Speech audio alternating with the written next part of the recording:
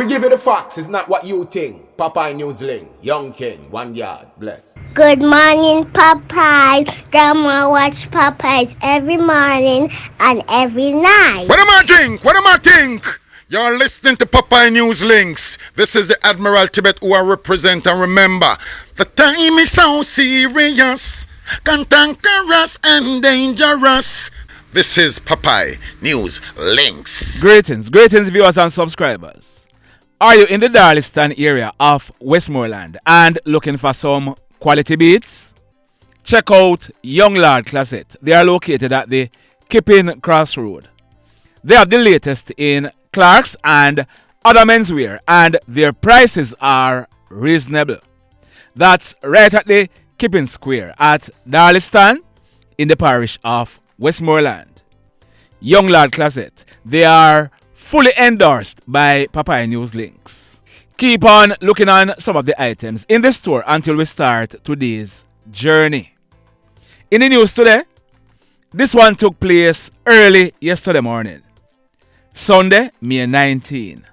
It took place at Sharper Lane in the Church Pen area of Old Harbour in the parish of St. Catherine. We are learning that a well-known lady in the area, she's popularly known as Sonia British. She's a party promoter, a bar owner and a businesswoman. She securely locked up her business place at minutes to 1 o'clock early yesterday morning and went home. About some minutes after 4 o'clock early yesterday morning, information was received that hoodlums had broken into the shop and bar. Hoodlums, they broke in by prying open the door to the back of the bar, then cut a padlock on the inside grill. The hoodlums, they then entered and pry open 2 gaming boxes and stole a large sum of cash. They also stole over 360,000 Jamaican dollars in cash from a carton box inside the bar. They then made good their escape. Just like that. This next incident, it took place last night, Sunday, May 19, about 10:30. It took place at Salt Spring District in the Green Island Police area in the parish of. Our information is that a group of about 5 tradesmen, they are all masons, and they are from the parishes of St. James, Trelawney and St. Catherine. They are working on a construction site in the Green Island area, but they were staying at a house in Salt Spring. Last night, they were fast asleep in the house when hoodlums, armed with M16 rifles and 9mm pistols, they went there and sprayed the house with bullets. The hoodlums, they then made good their escape. When the shooting subsided, it was realized that 2 of the men inside the house, they were shot. They are brothers. One of them is popularly known as Munga, and he's from the Norwood Meadows area of St. James. He received gunshot wounds to his left side and the left side of his buttocks. His brother Jamar, who is of the same address, he received gunshot wounds to his right thumb. None of the other men inside the house were injured. Both brothers, they were rushed to hospital where Munga, he was admitted in a very serious condition. We are told that when the police processed this crime scene, a number of M16 and 9mm spent shells were recovered from the scene. The mayhem. Now, in this next incident, that lady on your screen, her name is Nadia and Marie Binns. On August 25 coming up, she will be celebrating her 43rd birthday. We are told that Nadia, she was a hard-working farmer who farmed in the Rio Bueno area of Trelawney, but she lived at Helicon in the Discovery Bay area of St. Ann. We are learning that about 17 years ago, Nadia's mother, she was chopped to death, and Nadia, she was chopped and injured by hoodlums in that incident. Earlier this year, early before day, on the morning of Tuesday, January 30. Nadia, she was in her room fast asleep when a hoodlum went there and picked out a lover blade to her room.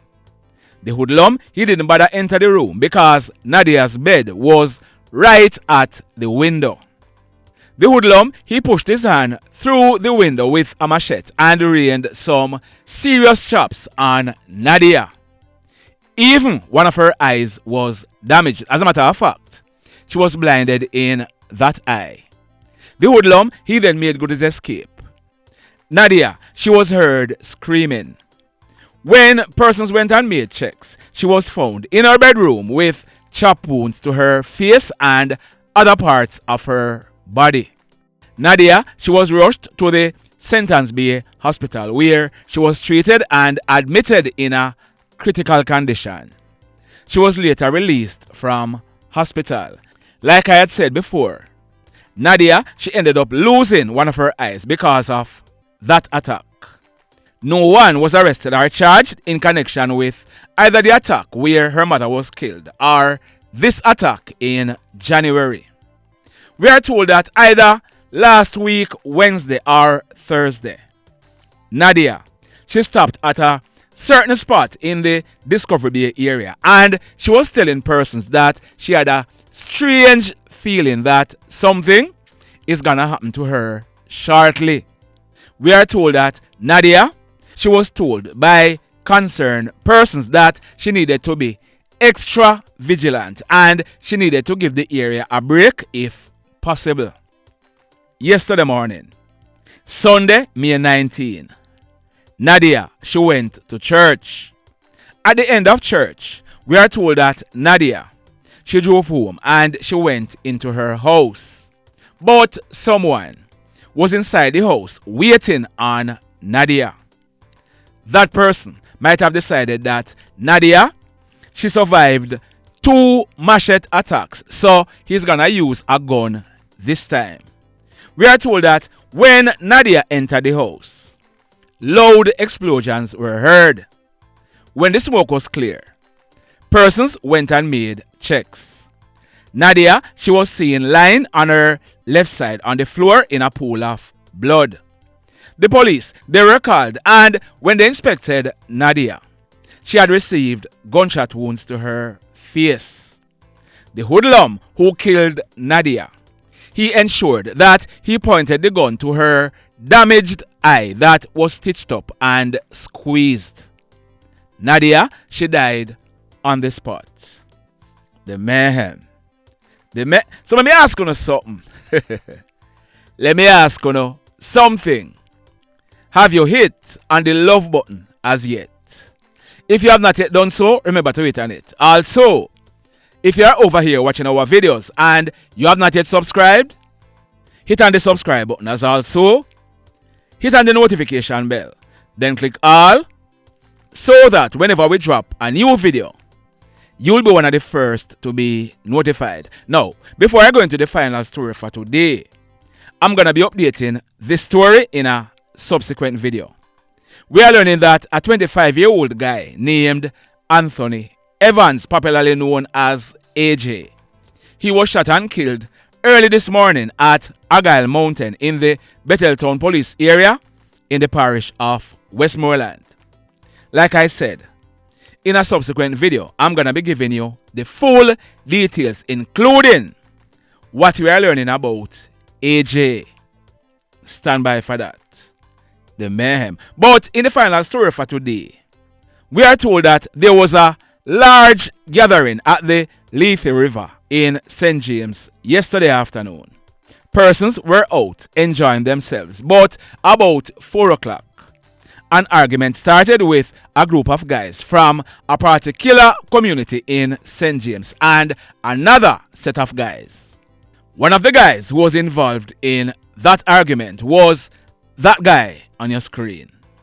His name is Danandrew Demarley Marshall, but he was popularly known as Crackaz or SWAT. He was a 37-year-old sound system operator and he lived at Eden District in the Anchovy area of St. James. We are told that Crackaz, he is originally from Cops in Hanover. It is said that the argument, it became physical and knives were brought into play. About one or two of the guys from that particular area in St. James received stab wounds. Persons left the river, but the guys from that community in St. James, they decided that it nah go so. Last night, Sunday, May 19, about 7:30, Crackaz, he was driving a grey Honda step wagon along the Long Hill main road. A 23-year-old guy named Omar, he was sitting in the front passenger seat. They were heading towards Montego Bay, but they did not realize that another vehicle was trailing them. We are told that that vehicle, it pulled up beside the step wagon that Crackaz and Omar were in, and the hoodlums in that vehicle, they opened gunfire at them, hitting both Crackaz and Omar. Crackaz, he ended up losing control of the step wagon. As a result, it crashed and overturned on its right side along the roadway. The hoodlums in the car, they then made good their escape. Crackaz, he received gunshot wounds to his head and he ended up dying on the spot.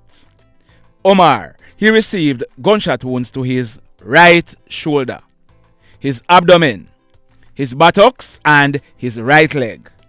The police, who were quick on the scene, they rushed with Omar to a nearby hospital where he was treated and admitted in a serious condition.